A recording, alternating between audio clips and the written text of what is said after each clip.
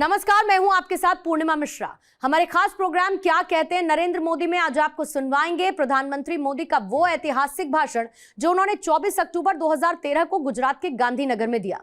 मोदी जी ने अपने भाषण में कहा कि इस बात को भी हमें स्वीकार करना होगा कि बीते हुए समय में समाज की प्रगति में आईटी का बहुत बड़ा रोल रहा।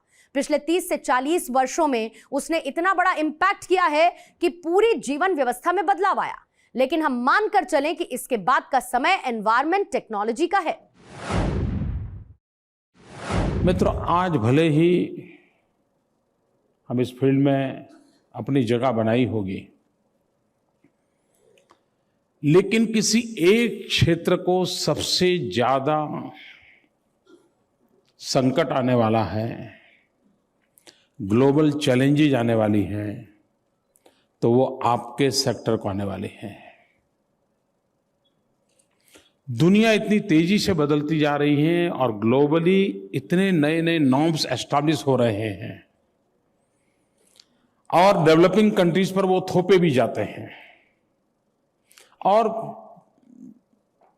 चाहते हुए न चाहते हुए मजबूरन, लेकिन डेवलपिंग कंट्रीज भी उन सारे नॉर्म्स को लागू करने के लिए कभी न कभी तो उसको आगे आना पड़ेगा। और अगर हम उस पैरामीटर के अनुकूल अपने क्षेत्र का विकास नहीं करते हैं तो हम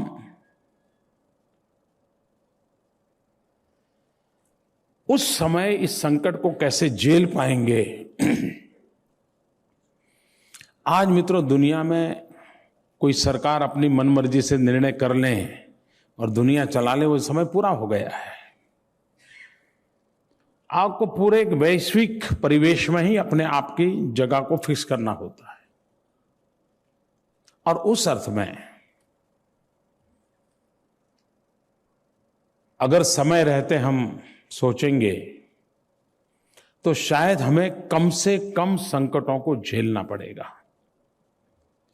और मैं मानता हूं कि आपके यहां कोई ऐसा टास्क फोर्स बने, ग्लोबल कि इस प्रकार के नॉर्म्स की तरफ दुनिया जा रही है, उसमें हम कहाँ हैं, हमने सोचना होगा। मित्र, इस बात को भी हमें स्वीकार करना होगा कि बीता हुआ समय समाज की प्रगति में आईटी का बहुत बड़ा रोल रहा है, इंफॉर्मेशन टेक्नोलॉजी का। गत 30-40 वर्ष में उसने इतना बड़ा इम्पैक्ट किया है कि पूरी जीवन व्यवस्थाओं में बदलाव आ गया। लेकिन हम मान के चले कि इसके बाद का समय ईटी का है, एनवायरमेंट टेक्नोलॉजी। हम क्या एनवायरमेंट टेक्नोलॉजी को कोप अप कर रहे हैं, एडॉप्ट कर रहे हैं? आप इस क्षेत्र की इंडस्ट्री में क्यों न पहले से सारे नॉर्म्स का पालन करते हुए विथ ऑल द सेफगार्ड्स हम क्यों नहीं करते हैं? मित्रों, आप में से कोई इंडस्ट्री ऐसी नहीं होगी कि जिसका गवर्नमेंट के साथ तनाव न चलता हो।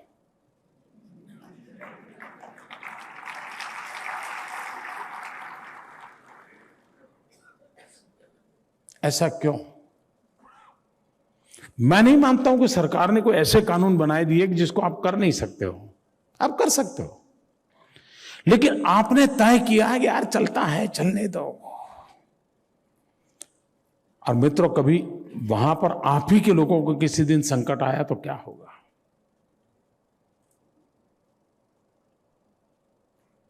और मैं मानता हूं कि हम एक ऐसे फील्ड में हैं कि जहां पर एक्स्ट्रा सेंसिटिव होने की आवश्यकता है।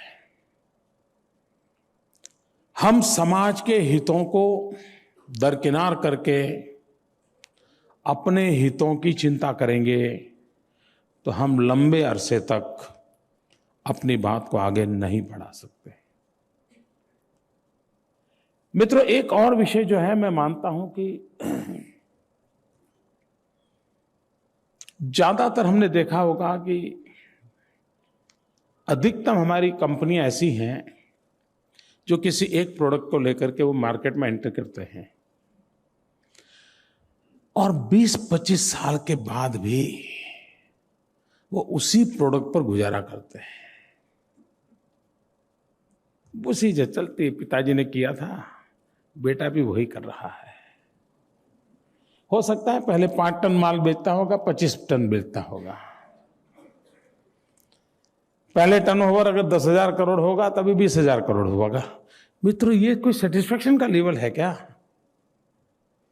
आज देखिए दुनिया में हमारा कंट्रीब्यूशन हार्डली 3% है मिस्टर पाल।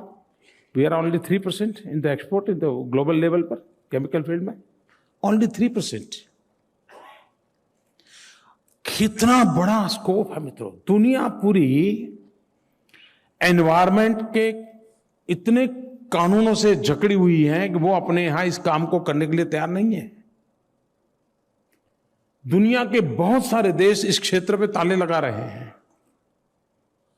आपके लिए स्कोप है, उसके बाद भी दुनिया में हम सिर्फ 3% पे अटके हुए हैं और ये भी पिछले 1 दशक से अटके हुए हैं। और उसका मूल कारण इतनी बड़ी इंडस्ट्री, इतनी सारी व्यवस्था होने के बाद एक कॉर्पस फंड बना करके हम क्यों न एक रिसर्च लैब तैयार करें, एक वर्ल्ड क्लास रिसर्च इंस्टीट्यूशन हमारा क्यों ना हो। उसके आपके कमरे में आपकी रिसर्च होगी, जरूरी नहीं कि वो बगल वाले कमरा आपके अंदर झोंक करके देखा गया यार इसने क्या खोजा मैं चोरी कर लूं। नहीं होगा, आप ताला लगा दीजिए अपना।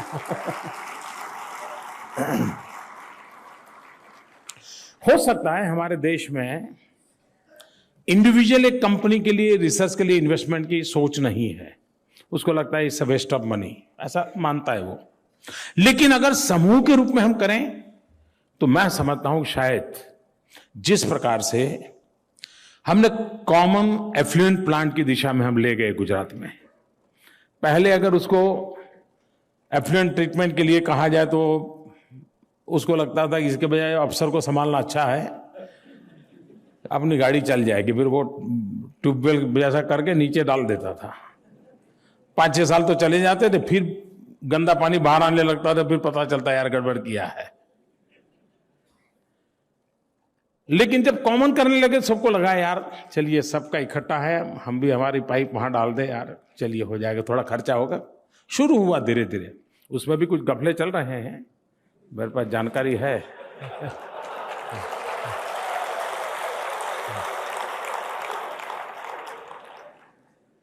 लेकिन मित्रों, उसी प्रकार से कॉमन रिसर्च फैसिलिटी हम क्यों ना खड़ी करें।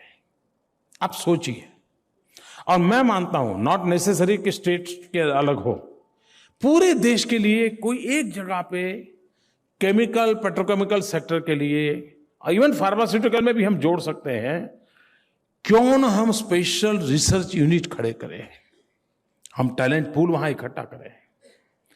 जब तक हम रिसर्च और इनोवेशन करके इस फील्ड में आगे नहीं आएंगे, मैं नहीं मानता हूं मित्रों हम क्वांटम जंप करेंगे, लेकिन हम क्वालिटेटिव बल्क मटेरियल की ओर सक्सेस नहीं पाएंगे। और इसलिए हमने बहुत सीरियसली सोचने की आवश्यकता है। We must invest in research, क्योंकि ये फील्ड ऐसा है जिसमें स्काई द लिमिट। मित्रों, ये कुछ रुकने वाला नहीं है। आज से 50 साल पर जो चीजें थी पहले। दूसरा मित्रों, हमारा जो केमिकल वेस्ट है वो एक बहुत बड़ा सरदर्द है सबके लिए।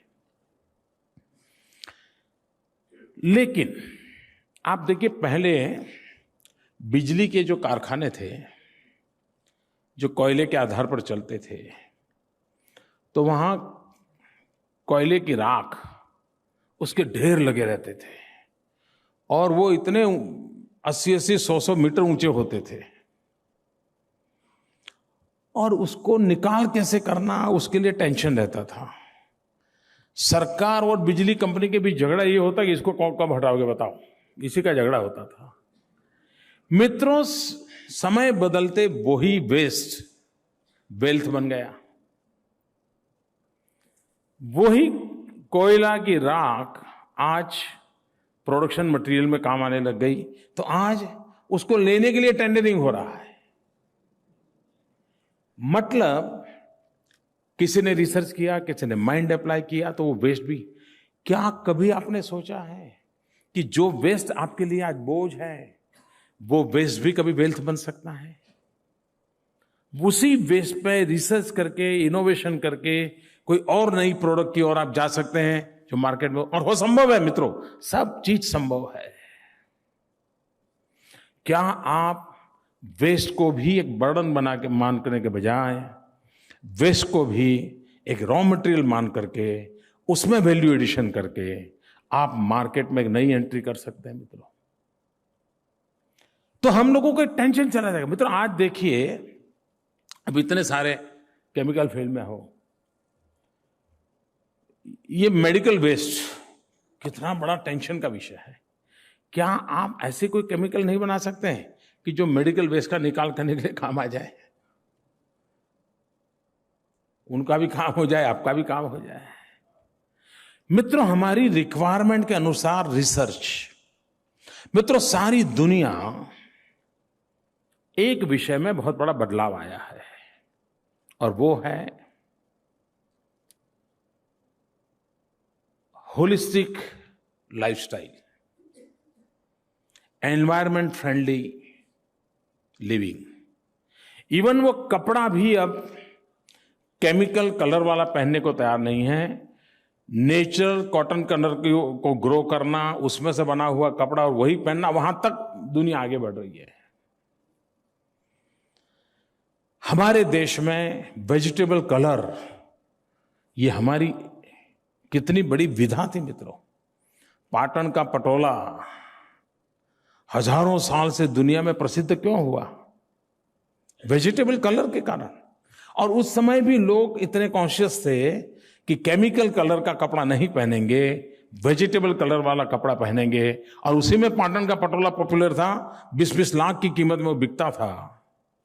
मित्रों, आज हमारे यहां वेजिटेबल कलर का रिसर्च और दुनिया के सामने एक ब्रांड बना करके हम अपनी जगह खड़ी कर सकते हैं। यस, ये एनवायरमेंट फ्रेंडली सोसाइटी के लिए आज घर की दीवारों को भी लोग उस पेंट को पसंद नहीं करते हैं जिसमें केमिकल हैजार्डस की बू आती है। इतना बदलाव आ रहा है मित्रों। अगर ये बदलाव आ रहा है तो उस बदलाव के साथ कोप अप करने के लिए हम रिसर्च की ओर बल दे सकते हैं क्या? मित्रों, हम इक्विपमेंट अपग्रेडेशन कर रहे हैं। क्यों? क्योंकि उससे प्रोडक्टिविटी बढ़ती है, मुनाफा बढ़ता है। लेकिन हम रॉ मटेरियल में, वैल्यू एडिशन में जो ताकत लगानी चाहिए, जो रिसर्च इनपुट देना चाहिए, वो नहीं दे रहे हैं। मित्रों, क्या कारण है?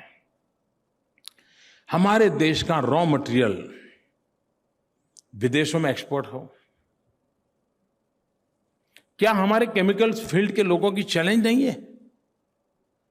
ज्यादातर रोल आप ही लोगों का है। क्यों न हम, जैसे हमारे यहां से बॉक्साइट रॉ मटेरियल एक्सपोर्ट होता है, देश के जेब में क्या आता है? कुछ नहीं आता जी। लेकिन वही चीजें अगर प्रोसेस होती, उसको केमिकल फील्ड के लोगों का टच मिलता, और अगर मान लीजिए एल्यूमिना बना करके जाते, तो हम कितना वैल्यू एडिशन करते हैं, हम इकोनॉमी को कितना फायदा करते हैं। हम अपनी इन सारी चीजों को, हमारे यहां उपलब्ध जो भी रॉ मटेरियल है, रॉ मटेरियल का वैल्यू एडिशन में एटलीस्ट केमिकल फील्ड के लोग क्या कर सकते हैं?